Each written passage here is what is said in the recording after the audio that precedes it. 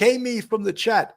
I want to know who had access to his email, itinerary, and schedule. You know something? I would imagine, and you could probably do it right now, go on United Healthcare's website. See if there's an announcement of him going to a conference in New York City at the Hilton Hotel. I bet you there is. It may not even say that he's going. It may just discuss this conference where it's going to be high-level people like the CEO. So again, that's something that the shooter could have accessed as well. But, it just seems like knew that he was in the one hotel, going to the other hotel. That's what it seems like to me. I could be wrong, but that's something I would definitely want to explore.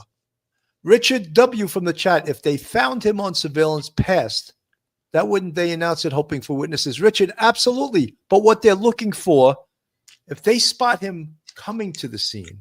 Now look, none of this stuff happens like you snap your fingers and you get pictures of him.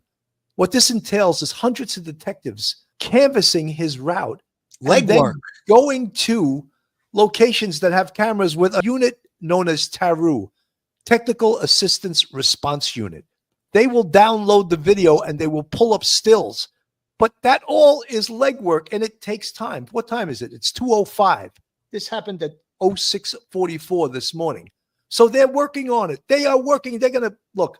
I will almost guarantee you they'll get a picture of him, of his face, very soon. But this doesn't happen, boom, like that. We mentioned earlier on in this broadcast, they've already secured a search warrant for his hotel room.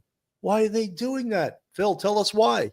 Well, they're going to want to know what's going on in his room with regard to, like I said earlier, did he have emails that he was looking at? Perhaps someone making a threat then. His cell phone. Maybe there's someone in his hotel room that he was staying with. We don't know what that's going to reveal. And again, they're going to also have to get search warrants to download the information from his emailed cell phone, technical stuff regarding his personal, perhaps social media. We don't know. There's a lot of different things that are going to be looked at in this case. And you do need search warrants for these things because you don't want to get information that perhaps could be fruit of the poisonous tree. We talk about that when it comes to the legal part of it. And the detectives have to be careful in how they investigate this case because you don't want to develop information and it comes from fruits of the poisonous tree and then it has to be thrown out. It can never be used against the person. So all of that's going to happen. Warrants will be drawn up for the room that he was in. There will be warrants for cell phone, computer, social media, etc. So I think that those are all the things that we know happen in murder cases, in investigations, and I'm sure that those things are taking place right now. And Bill, like you said, I am sure that they are going to develop pictures of this guy way before he got to the location where he came from, as well as after. And, there may be some further information coming out with regard to a clear photo of his face, maybe this evening, maybe on the 4, 5, 6 o'clock news. So let's wait and see what happens with that. Let's just hope that the NYPD can put hands on this guy sooner rather than later and take a very dangerous individual off the streets that is armed. Simi Sharp from the chat, couldn't they follow the city bike data? Yes. Simi Sharp, yes, we mentioned that also earlier in the broadcast. City bikes have GPS. Boom. They can figure out where he got the city bike from. Where did he drive it to? Where? I don't know if at this minute the NYPD has the city bike. They didn't admit that. They didn't say anything about that. But if they do you think he's dumb enough to use his own credit card to rent the city bike? If he is, thank you, Perp, for doing that. But that would be really, really dumb.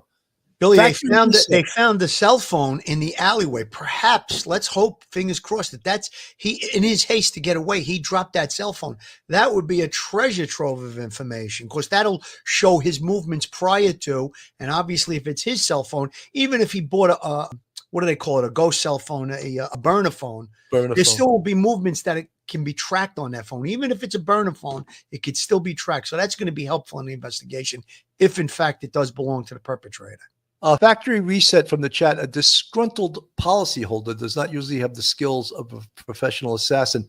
Factory Reset, look, I was in homicide for 10 years. People kill people on the street all the time. They don't have great shooting skills. They're close. Anyone could shoot and kill somebody.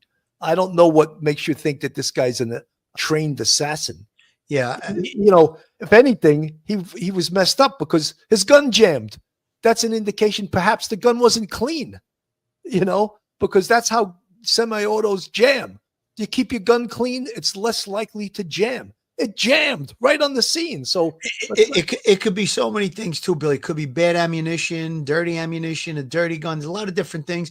And some guns just tend to jam too. So there's a lot of variables there. But he did have the presence of mind to clear that jam and to continue to fire shots. You know, everybody has, you know, a different maybe view in their head of a professional assassin or a professional hitman. I don't think that this person falls into that category because it looks like there was a lot of things like you just pointed out, the gun jamming. There's a few things that happen here that I think aren't of a professional level, but someone that took time to think about, I'm going to kill this person. Let me try and be a professional. Let me try and act like a professional. Let me cover my face. Let me, you know, maybe we don't know if he was wearing gloves. Let me wear gloves or things of that nature. So a person that may not be what we call a professional assassin, but someone that took the time to be methodical, to maybe try and cover their tracks, even though the person might be an amateur, may not be a skilled hitman, they still took steps to try and cover their tracks and not get caught. Covering the face, obviously, the first thing that is going to be indicative of a person that doesn't want to be captured. So there's a lot of things here. And I think